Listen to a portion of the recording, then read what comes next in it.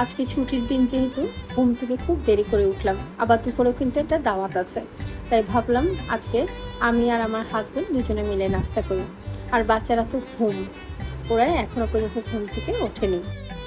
আমার তো সময় মতো ঘুম ভেঙে যায়, একটু দেরি হলেও কিন্তু দেখা যায় ঠিক সকাল সকালই কিন্তু ঘুম ভেঙে যায়।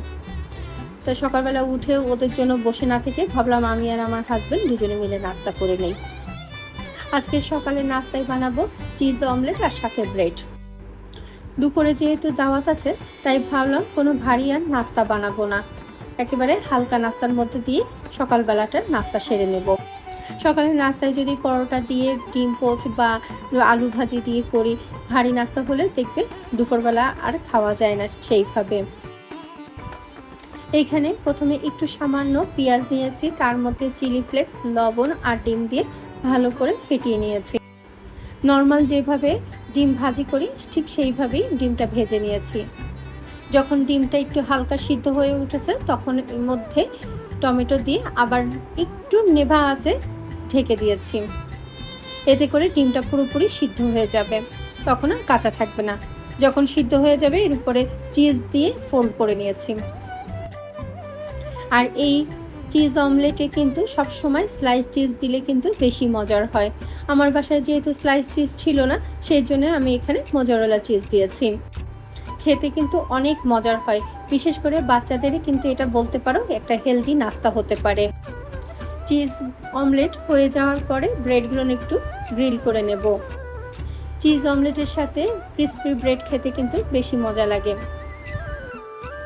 এই চিজ অমলেটের মধ্যে চাইলে কিন্তু তোমরা ক্যাপসিকামও দিতে পারো, আবার অরিগানোও দিতে পারো। ক্যাপসিকামটা দিইনি এই কারণে যে ওটা সিদ্ধ হতে অনেক সময় লাগে। আর এই চিজ অমলেট কিন্তু আমরা করোনার সময় প্রায় বানিয়ে খেতাম। করোনার সময় দেখা যেত প্রতিদিনই ধরতে গেলে আমাদের সকালবেলার নাস্তায় থাকতো চিজ অমলেট আর সেই সাথে ব্রেড। তাই সকাল সকাল আমার মনে হয়ে গেল যে ঠিক আছে আজকে একেবারে হালকার উপরে এই নাস্তাটা করি। সত্যিই বলছি খুব মজা হয়েছিল এই চিজ অমলেট আর সেই সাথে ব্রেড। অনেক দিন পরে হাজব্যান্ড ওয়াইফ দুজনে মিলে নাস্তা করছিলাম আর আমরা করোনার সময়কার গল্পগুলো বলছিলাম। নাস্তা শেষ করে চা বানাতে চলে গেলাম।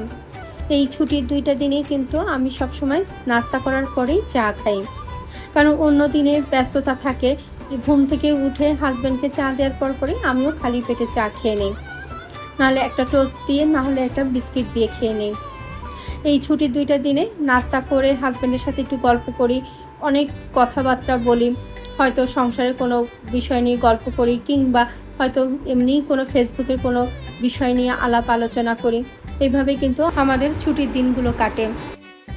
আজকে সকালটা কিন্তু খুব ভালোভাবে কেটেছে, আর সেই সাথে নাস্তাটাও কিন্তু বেশ মজার ছিল। আজকে এতটুকুই। সবাই ভালো থেকো, সুস্থ থেকো আর নিজের প্রতি খেয়াল রেখো।